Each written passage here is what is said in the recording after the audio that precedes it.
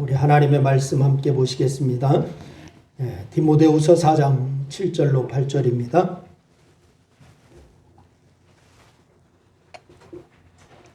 디모데후서 4장 7절로 8절 말씀.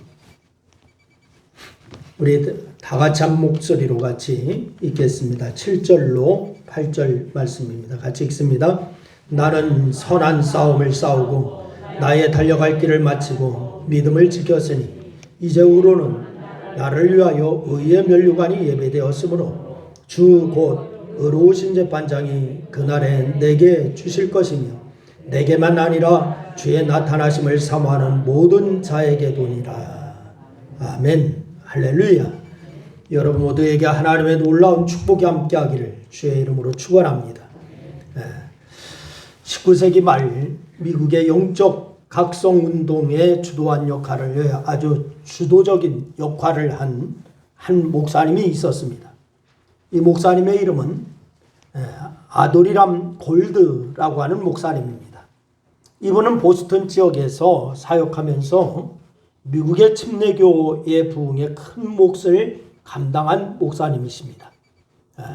한국 선교에도 보이지 않게 기여를 많이 하신 이 골든 목사님이십니다. 그런데 이분이 이렇게 영적으로 큰 사역을 하게 된 배경으로는 한 에피소드가 있습니다. 한 번은 이분이 설교 준비하다가 피곤해서 그만 책상에서 깜빡 잠이 들었습니다. 그러다가 꿈을 꾸게 되었습니다. 꿈에 주일 예배에 설교를 하고 있었어요. 그런데 회중석에 돌아보니까 낯선 30대 남자가 자기의 설교를 경청하고 있는 것입니다. 그래서 왠지 자꾸 그 남자에게 시선이 끌리는 거예요. 30대 남자가 경청을 하고 있어서 다른 사람들에게도 이렇게 시선이 가야 되는데 그 남자에게만 시선이 끌립니다. 그래서 예배를 마치고 그 남자를 찾으려 했지만은 이 남자가 예배를 마치고서 먼저 가버렸습니다. 찾을 수가 없었어요. 그래서 안내위원에게 그 사람이 누구인지 아느냐라고 하면서 물어보았습니다. 놀랍게도 안내위원 말이 그분이 예수님이라고 얘기하는 거예요. 이 꿈을 꾼 후에 이 골든 목사님이 마음 자세가 달라졌습니다. 예수님께서 자기 교회의 예배에 참석하신다라고 하는 것을 생각하게 되었습니다. 특히 예수님께서 자기의 설교를 들으신다라고 이렇게 생각하게 되었습니다. 지금까지 사람들만 의식하면서 예배를 진행했고 설교를 했습니다. 성도들만 바라보면서 예배를 진행하고 설교를 했습니다. 그런데 지금 그 꿈을 꾸고 난 다음에 바로 이 목사님은 예수님을 의식하기 시작했습니다. 어떻게 하면 교인들이 은혜 받을 수가 있을까? 어떻게 하면 교인들이 큰 감동을 받을 수 있을까? 여기에 생각하면서 설교를 준비하고 예배를 진행해 왔는데 그러나 이제는 달라졌어요. 어떻게 하면 예수님께서 이 예배를 기쁘게 받으실 수가 있을까? 어떻게 하면 설교를 통하여서 예수님의 뜻을 전할 수가 있을까? 이 생각에 집중하게 되었습니다. 그 결과 예배는 놀랍게 달라졌습니다. 이분의 설교가 달라졌습니다. 교회가 크게 부흥하게 되었고 과거와 달리 큰 사역을 하게 되었습니다. 여러분 그렇습니다. 우리의 마음 자세가 중요합니다. 여러분이 지금 예배할 때에 여러분의 마음 자세가 중요합니다. 여러분 같은 일을 하더라도 어떤 마음 자세를 갖느냐에 따라서 그 결과는 크게 달라지는 것이에요. 예를 들어서 대통령이 대통령다운 마음 자세를 가지고 나라를 다스린다면 여러분 대통령으로서의 권위를 인정받을 수가 있을 것입니다. 그러나 그 나라도 든든하게 서가게 될 것이죠. 그러나 대통령이 일반 국민과 다를 바가 없는 마음 자세를 가지고서 나라를 다스린다면 대통령으로서의 권위를 인정받기가 힘들 것입니다. 그리고 그 나라도 엉망이 될 것입니다. 여러분 우리가 청지기로서 하나님을 섬기고 주님의 몸된 교회를 섬기고 또한 이 세상에서 맡겨주신 일들을 감당할 때도 마찬가지라고 생각이 듭니다. 여러분 청지기다운 마음 자세를 가지고 있느냐 그렇지 않느냐 여기에 따라서 그 결과가 크게 달라질 것입니다. 여러분 그리고 우리는 청지기다운 마음 자세를 가지는 것, 이것이 중요하다라고 하는 사실을 여러분 기억하시기를 바랍니다. 그래서 오늘 말씀의 제목이 청지기의 자세입니다. 여러분, 오늘 본문 말씀은 청지기로서 어떤 마음 자세를 가지고 살아야 하느냐, 이것을 가르쳐주고 있습니다. 오늘 본문은 이렇게 말씀하고 있죠. 우리 다시 한번 오늘 본문 말씀을 다시 한번 읽겠습니다. 다시 한번 읽습니다. 시작. 나는 선한 싸움을 싸우고 나의 달려갈 길을 마치고 믿음을 지켰으니 이제후로는 나를 위하여 의의 면류관이 예비되었으므로 주 곧 의로우신 재판장이 그날에 내게 주실 것이며 내게만 아니라 주의 나타나심을 사모하는 모든 자에게도니라. 할렐루야. 여러분, 이 말씀은 사도 바울이 영적 제자인 디모데에게 전한 교훈 가운데 일부인 겁니다. 근데 이 말씀 속에서 우선 자신이 청지기다운 마음 자세로 살아왔다라고 밝히고 있어요. 그리고 디모데에게도 그런 청지기다운 마음 자세로 살아가라라고 당부하고 있습니다. 또 더 나아가 장차 모든 그리스도인들에게도 그렇게 살아가기를 바란다라고 말씀하고 있습니다. 여러분과 저에게도 그렇게 살라라고 말씀하고 있는 거예요. 그러면은 오늘 본문을 보다 자세히 살펴보겠는데, 여러분, 오늘 본문 안에서 청지기의 마음 자세를 단 몇 가지로 우리가 정리할 수가 있는데, 첫째는 마음을 비우는 자세다라고 말씀을 하고 있습니다. 무슨 자세라고요? 마음을 비우는 자세. 여러분, 오늘 본문 말씀에 보면은 바울은 철저하게 청지기 의식을 가졌음을 알 수가 있어요. 여러분, 자기가 살아온 한평생의 주인이 자기가 아님을 철저히 인식하고 있는 것입니다. 나는 내 것이 아니라 주님의 것이다 라고 하는 것입니다. 특히 자신의 인생을 나의 달려갈 길이라고 표현하고 있습니다. 나의 달려갈 길. 자기 인생의 주인이신 하나님께서 정해놓으신 그 길을 달려온 것뿐이다 라고 얘기하고 있는 것입니다. 내가 내 마음대로 달려가는 것이 아니다. 하나님께서 나의 인생의 길을 정해놓은 것을 나는 그대로 달려나온 것이다 라고 하는 고백인 거예요. 그리고 자기 인생의 주인이신 하나님께서 자기의 인생에 대해서 내리시는 평가를 기다릴 뿐이다 라고 얘기하고 있습니다. 여러분, 그렇습니다. 오늘 이 바울은 주인이신 하나님 앞에서 마음을 비우고 살았습니다. 추호도 욕심을 가진다든지 딴 마음을 먹는다든지 청지기로서 언제나 주인이신 하나님 앞에서 빈 마음으로 살았던 사람, 그 사람이 바울이었습니다. 여러분, 누가복음 16장 말씀에 보면은 소위 옳지 않은 청지기 비유가 나오고 있습니다.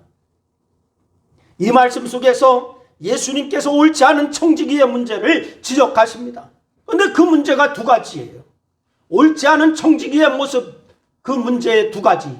첫 번째는 주인의 것을 제멋대로 쓴다는 것입니다. 누가복음 16장 1절 말씀을 보니까 이렇게 기록하고 있어요. 우리 다 같이 한번 읽습니다. 다 같이 시작. 어떤 부자에게 청지기가 있는데 그가 주인의 소유를 낭비한다고 한 말이 그 주인에게 들린지라. 청지기가 주인의 것을, 주인의 뜻을 묻지 않고 제멋대로 써서 손해를 입혔다라고 하는 거란 말입니다. 두 번째는 주인의 것을 자기를 위해서 쓴다는 것입니다. 여러분, 16장 4절 이하를 보면 이렇게 기록하고 있어요. 우리 한번 읽습니다. 다 같이 시작. 내가 할 일을 알았도다. 이렇게 하면 직분을 빼앗긴 후에 사람들이 나를 자기 집으로 영접하리라 하고. 청지기가 주인에게 해고 통고를 받았습니다. 자기의 멋대로 썼기 때문에. 그래서 청지기가 주인에게 빚진 자들을 불러서는 장부상 빚을 감해주고는 돈을 챙겼다라고 하는 것이죠. 여러분, 그렇습니다. 청지기가 가장 경계해야 할 것, 바로 이런 것입니다. 나쁜 마음을 먹는 것입니다. 주인의 것을 주인 몰래 제멋대로 사용하는 것입니다. 그리고 주인의 것을 자기를 위해서 사용하는 것입니다. 그래서 청지기에게 가장 중요한 마음 자세는 마음을 비우는 거예요. 어떻게 하는 거라고요? 마음을 비우는 것이다. 여러분, 이 마을 저 마을 다니면서 떡을 파는 할머니가 있었어요. 떡이 맛있고 값이 싸서 가는 곳마다 사람들이 몰려들었습니다. 그런데 한번 떡을 사는 사람들은 반드시 다시 사러 오고 또 처음보다 더 많이 사가려고 그렇게 했습니다. 그런데 웬일인지 할머니는 두 번째 장사가 더 잘 됐는데도 기뻐하기는커녕 한숨만 쉬고 있습니다. 계속 장사가 잘 되는데도 이 할머니는 기뻐하지를 않아요. 그리고 다시는 그 마을에 나타나지 않았어요. 한 번은 한 마을에서 떡을 팔고 있었습니다. 여느 동네와 마찬가지로 떡을 샀던 사람들이 다시 몰려와서는 더 그렇게 많이 떡을 사갔어요. 그런데 한 어린 소년이 이 할머니에게 그 말을 내밀었습니다. 그리고 말했습니다. 할머니께 산 떡에서 이 금화가 나왔어요. 제 것이 아니라서 가져왔어요. 이렇게 얘기하는 거예요. 그래서 이 할머니는 그제서야 만면에 웃음을 지으면서 이 어린 소녀를 꼭 껴안아줬습니다. 이 할머니는 일가 친척도 없이 큰 부자이고 또 큰 사업장도 가지고 있는 그런 분이었습니다. 이제 내 나이 들어 후계자를 찾고 있었다라고 이 소년에게 얘기를 하는 거예요. 이 어린 소년이야말로 자기의 후계자가 되어서 그 많은 유산과 사업을 잘 관리하고 올바른 곳에 돈을 쓸 수 있는 사람으로 이 할머니는 보았던 겁니다. 사실은 떡 속에 다 금화가 하나씩 들어있었어요. 그러니까 사람들이 이 떡을 사서 떡이 맛있기도 했지만은 떡 속에 금화가 있었던 것을 발견하고는 또 떡을 사러 온 것입니다. 여러분, 그렇습니다. 하나님께서는 이 할머니처럼 올바른 마음 자세를 가진 청지기를 찾는 줄로 믿으시기를 바랍니다. 아니, 이미 우리를 믿고 청지기로 세워주셨어요. 그리고 많은 것을 맡겨주셨습니다. 이제 우리는 맡겨주신 것을 하나님의 뜻대로 이제 잘 관리하고 사용하여야 할 의무가 여러분과 저에게 있는 줄로 믿으시기를 바랍니다. 그리고 하나님을 위해 사용해야 합니다. 그리고 그러기 위해서 우리의 마음을 비워야 합니다. 마음을 비우지 않으면 청지기의 역할을 잘 감당할 수가 없게 됩니다. 두 번째는 최선을 다하는 자세가 청지기의 자세인 줄로 믿으시기를 바랍니다. 여러분, 오늘 본문 말씀에 보면은 바울은 인생을 마무리할 시점에 와 있습니다. 그리고 지금까지 달려온 인생을 돌아봅니다. 자기가 지금까지 인생을 달려왔는데 어떻게 나를 달려왔는가, 이것을 돌아보는 것이 오늘 본문 말씀이에요. 우리 다시 한번 읽어봅니다. 다 같이 시작. 나의 선한 싸움을 싸우고 나의 달려갈 길을 마치고 믿음을 지켰으니 이제 우리는 나를 위하여 의의 면류관이 예비되었으므로, 여러분, 최선을 다했고 이제 차분하게 하나님의 평가를 기다릴 뿐이다 라고 말씀을 하고 있습니다. 우리 교회 권사님들, 집사님들 보니까 다 이제는 살아온 날보다도 살 날이 조금 덜 하신 분도 계신 것 같아요. 그럼 오늘 이 바울이 얘기하는 이 고백을 우리는 우리의 마음 깊이 한번 새겨보아야 할 시점에 와 있다라고 생각이 듭니다. 하나님의 평가 기다리는 것이요, 내가 달려온 길이 어떠한가, 내가 지금 달려온 길은 어떠한가, 의의 면류관이 예비되어 있는가, 하나님의 평가를 기다려야 된다라고 바울이 얘기하고 있어요. 사도 바울이 우리에게 가르쳐주는 교훈이 바로 이것입니다. 최선을 다해서 맡겨진 일을 임해라 라고 하는 것입니다. 나에게 맡겨진 일, 최선을 다해서 임하라. 특히 청지기들은 이런 마음 자세를 지켜가야 한다라고 우리에게 말씀을 주고 있습니다. 청지기들이 흔히 범하는 잘못 가운데 하나가 최선을 다하지 않는 거예요. 그저 욕만 먹지 않을 정도로 일하고 맙니다. 여러분, 그렇게 되는 몇 가지 이유가 있죠. 우리나라의 공무원들도 그렇다라고 많은 사람들이 얘기를 하고 있어요. 그렇게 되는 몇 가지 이유 중에 첫 번째, 열심히 해봐야 득될 것이 없다라고 생각하기 때문에 그렇습니다. 여러분, 군대에서 주로 사용하는 군대 용어가 있어요. 여자분들은 군대 이야기하면 가장 싫어하겠지만은, 그러나 군대에서 사용하는 군대 용어 가운데 하나가 뭐냐? 사회에서는 잘 사용하지 않는데 군대라고 하는 특수 환경에 잘 맞기 때문에 만들어진 말입니다. 그 중에 하나가 어영부영이라고 하는 말입니다. 어영부영. 뚜렷하거나 적극적인 의지가 없이 되는 대로 행동하는 모습입니다. 그냥 되는 대로 흘러가는 거예요. 여러분, 말 한마디로 이 최선을 다하지 않는다는 겁니다. 그냥 되는 대로 가면 되지 뭐, 이런 겁니다.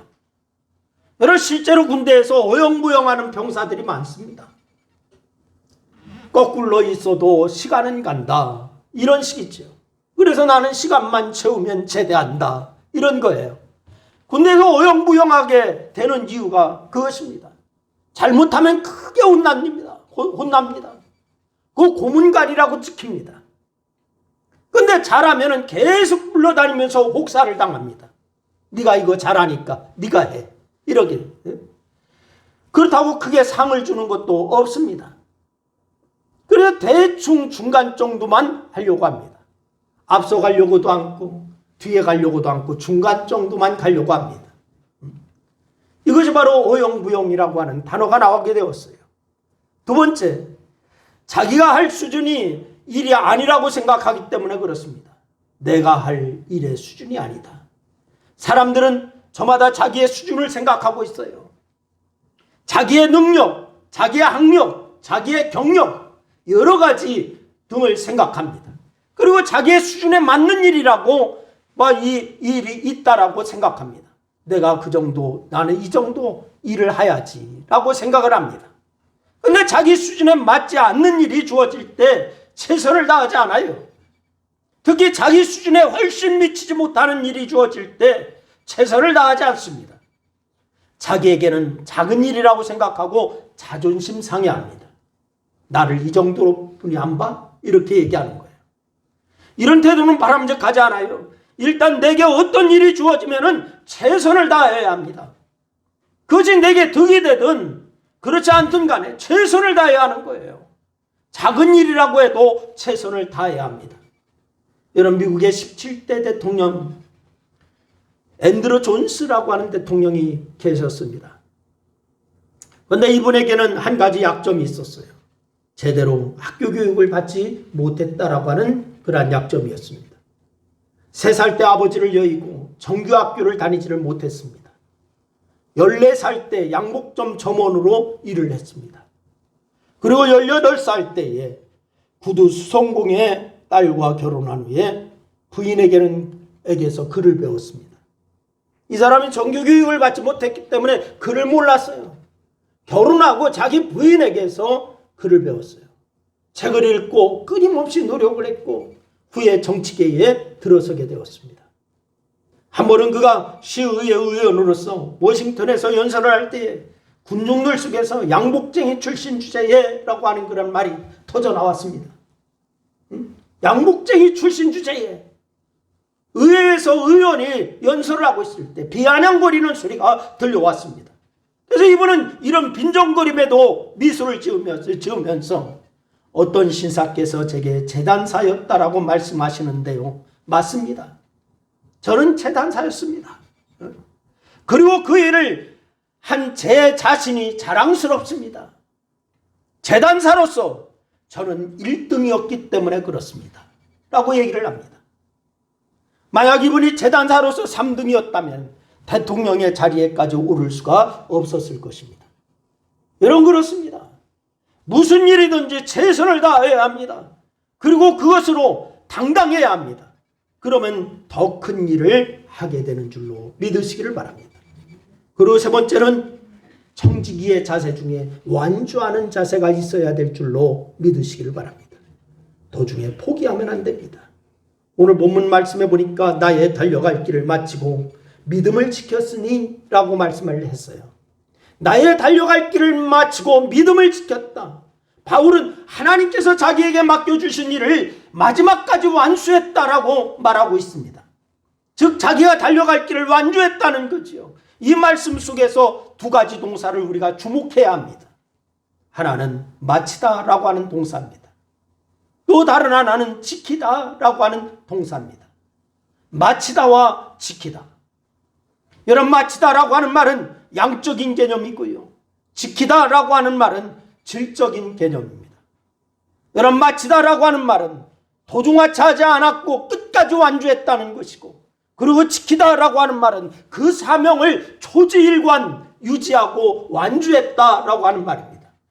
이런 그렇습니다. 우리가 청지기로서 맡겨주신 청지기의 길을 완주하려면 두 가지를 명심해야 되는 거예요. 하나는 일단 마치는 겁니다. 나에게 맡겨진 일을 최선을 다해서 끝까지 마쳐야 합니다. 도중에 포기하지 말아야 한다라고 하는 거예요. 그리고 다른 하나는 지키는 겁니다. 초심을 잃지 말고 세운 뜻을 끝까지 지켜야 합니다. 하나님께서 나에게 주신 사명, 이것을 끝까지 완수하여야 합니다. 오늘 청지기들이 완주하지 못하는 가장 중요한 이유로 이런 것을 우리가 들 수 있어요. 첫째는 왜 완주하지 못하느냐? 인내가 부족하기 때문에 완주하지 못합니다. 세상의 모든 일이 그렇듯이 청지기직을 수행하는 일에도 힘든 고비가 있게 마련이에요. 여러분, 믿음 생활하며 교회 생활하면서도 우리가 힘든 고비가 있는 거예요. 때로는 모든 것을 다 그만두고 싶은 그런 때도 있어요. 왜? 여러분만 그런 것이 아니라 목사도 그래요. 여러분, 외적으로 너무도 힘든 상황이 계속됩니다. 박해와 핍박이 있습니다. 음해나 비난도 있습니다. 계속 그 길을 가지 못하게 가로막습니다. 내적으로 견딜 힘이 모자랍니다. 지쳤습니다. 심리적으로 위축됩니다. 그래서 포기하고 맙니다. 여러분, 7전8기라고 하는 말이 있어요. 7번 넘어졌습니다. 그런데 또 8번째 일어납니다. 그래서 7번 넘어졌지만은 8번째 일어난다. 얼마나 많이 넘어졌느냐 중요하지 않습니다. 또 일어났다는 것이 중요한 거예요. 너 12번 넘어졌느냐? 넘어진 것이 중요한 것이 아니라 또 일어난다. 이것이 중요하다는 거예요. 아무리 많이 넘어졌어도 또 일어나면 됩니다. 그러나 아무리 많이 넘어졌어도 마지막에 일어나지 못하면 아무 소용이 없는 것입니다. 두 번째는 유혹을 이기지 못하기 때문에 그런 것입니다. 여러분, 세상 일이 그렇듯이 청지기직을 수행할 때도 유혹이 있습니다. 때로는 더 많은 조건으로 유혹합니다.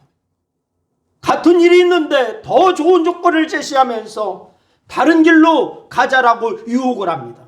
때로는 전혀 다른 길로 유혹합니다. 지금 그 길과 비교할 수가 없이 더 좋은 대우를 보장한다고 유혹을 합니다. 그래서 청지기직을 포기하고 다른 길을 따라 나서는 사람들이 있습니다. 지난 주간에 우리나라의 아름다운 뉴스가 하나 떴어요. 서해의 끝섬에 섬이 하나 있는데 중국 사람들이 돈을 짊어지고 와서 이분에게 그 섬을 100억을 줄 테니 팔아라라고까지 얘기했어요. 그런데 이분이 팔지 않았어요. 왜? 우리나라의 영토를 지켜야 된다라고 하는 일념 때문에. 개인적으로 생각하면 그 쓸모없는 섬인데 그 섬 하나 팔아서 100억을 거머쥔다. 이 사람 개인적으로는 큰 부자가 될 수 있는 기회였습니다. 그러나 이분은 우리나라의 영토를 지켜야 된다라고 하는 일념 때문에 팔지 않았다는 거예요.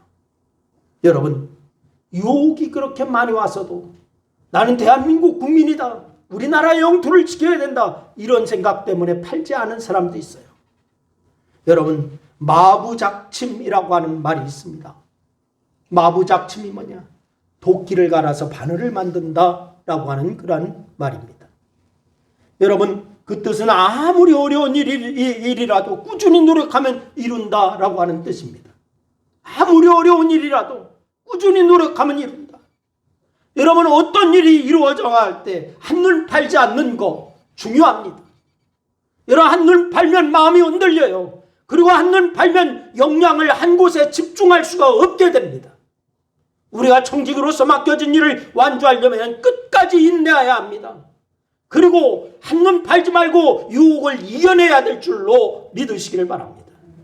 여러분, 운동선수들이요, 운동을 할 때도 그 운동에 집중을 해요.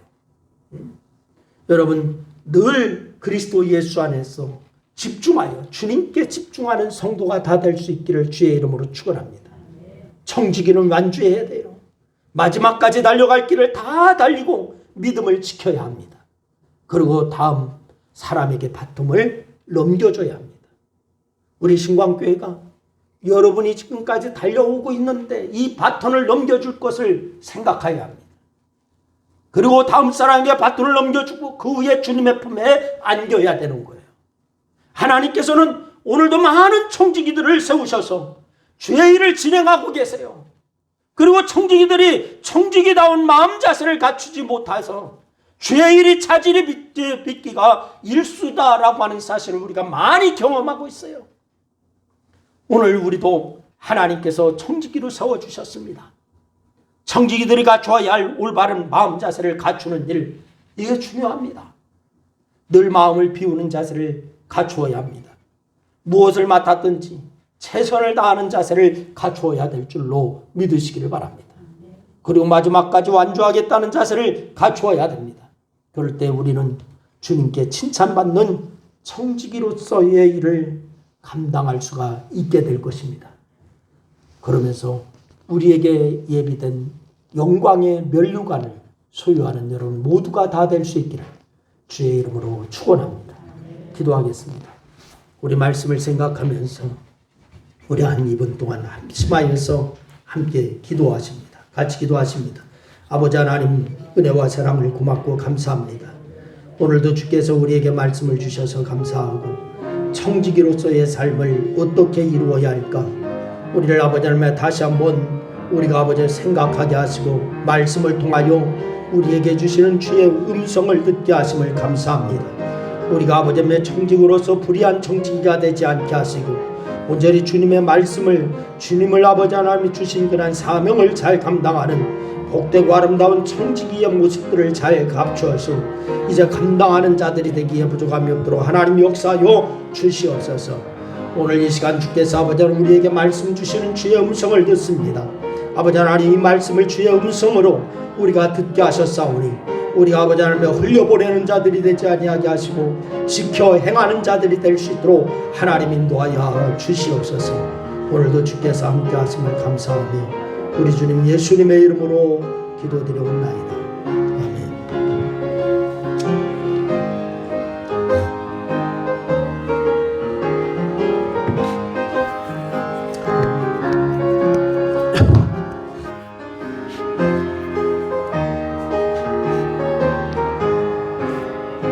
우리 모든 수고 끝나 세상 장막 벗고서 모든 근심 걱정 사라진 후에 주를 뵙고 성도 함께 면류관을 쓰리라. 새 예루살렘에서 성도들이 함께 올 때 기뻐 노래하리라. 새 예루살렘 새 예루살렘 호산나를 높이 불러 왕의 왕을 맞으리. 새 예루살렘에서 가는 길이 외로워도 주님 나를 붙드니 환난 시험 근심 걱정 없으며 주를 믿고 따라가면 주의 뜻을 알리라. 새 예루살렘에서 성도들이 함께 올 때 기뻐 노래하리라. 새 예루살렘 새 예루살렘 나를 부르면서 나를 맞으리. 새 예루살렘에서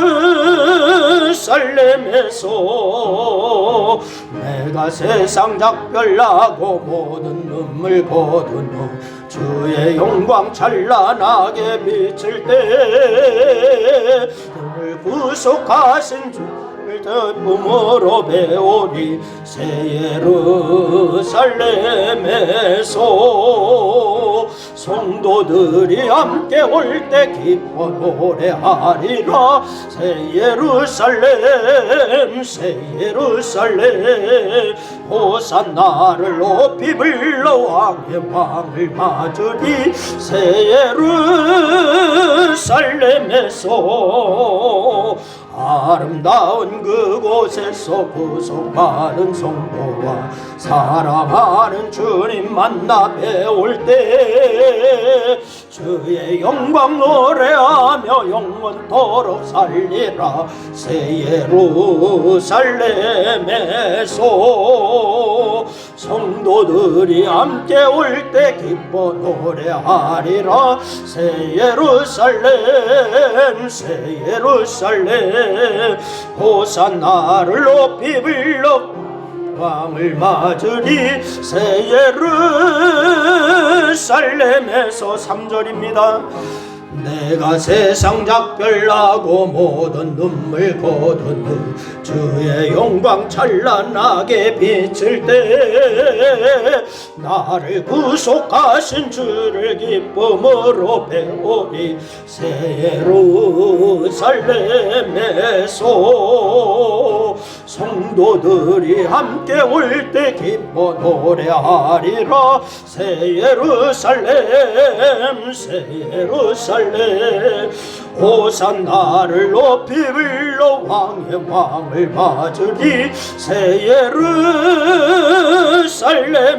예루살렘에서 아름다운 그곳에서 구속받은 성도와 사랑하는 주님 만나 배울 때 주의 영광 노래하며 영원토록 살리라. 새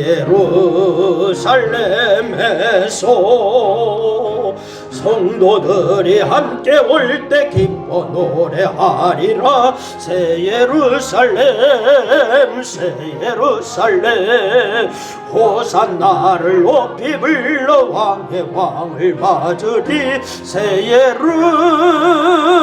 예루살렘에서 아멘.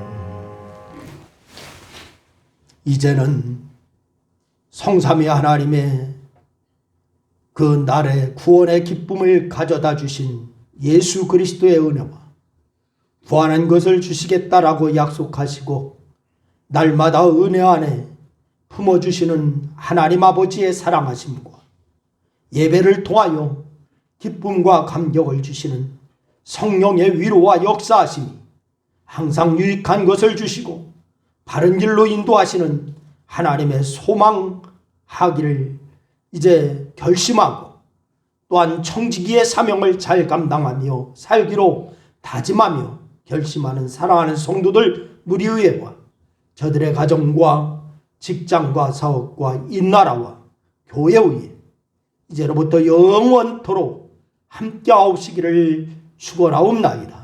아멘.